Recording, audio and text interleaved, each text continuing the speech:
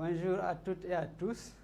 Vous avez Assalia Kiebouri Mega, enseignant-chercheur à la faculté de droit privé de l'Université des sciences juridiques et politiques de Bamako.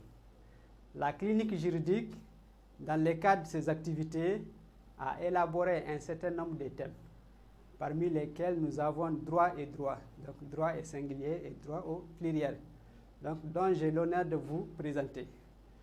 Donc retenez que dans la vie en société, chaque fois qu'il y a société, il y a forcément des règles qui régissent cette société-là. Et l'ensemble des règles qui régissent la société forment ce qu'on appelle le droit. Donc le droit est un phénomène vivant donc, et qui peut avoir plusieurs sens. Donc c'est dans ce cas-là qu'on dit que le droit est polysémique. Donc le droit peut être défini autant peut avoir plusieurs définitions. Donc autant de définitions qu'il y a d'auteurs. Le droit est ensuite polysémique, cela veut dire qu'il peut se présenter sous différents aspects.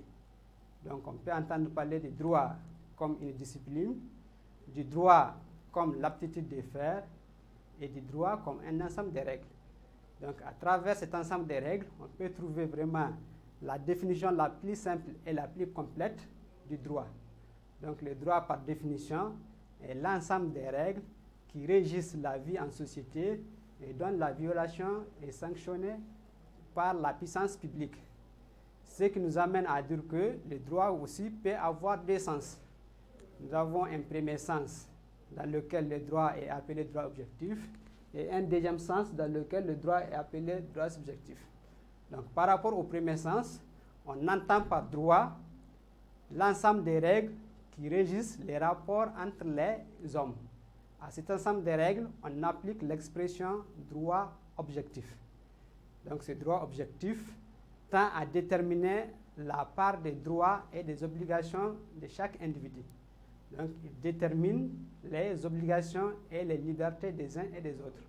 Donc dans ce cadre, le droit, expression droit objectif, tend à régir la vie en société. Le deuxième sens du droit, on entend par droit telle ou telle prérogative que le droit objectif reconnaît à tel ou tel individu. Donc, à ce niveau, cet ensemble de règles donne du droit aux personnes, aux individus. Donc, on parle dans ce cas des droits subjectifs.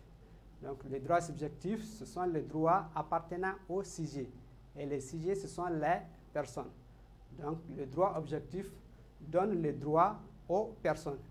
Donc, comme exemple de droit subjectif, on peut citer le droit de propriété, le droit de vote, le droit à l'honneur, à la vie.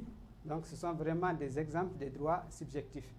Et que c'est le droit objectif qui donne les droits subjectifs aux personnes. Ensuite, à retenir aussi que ces deux notions-là, à savoir le droit objectif et le droit subjectif, ne se contredisent pas. Les notions sont complémentaires.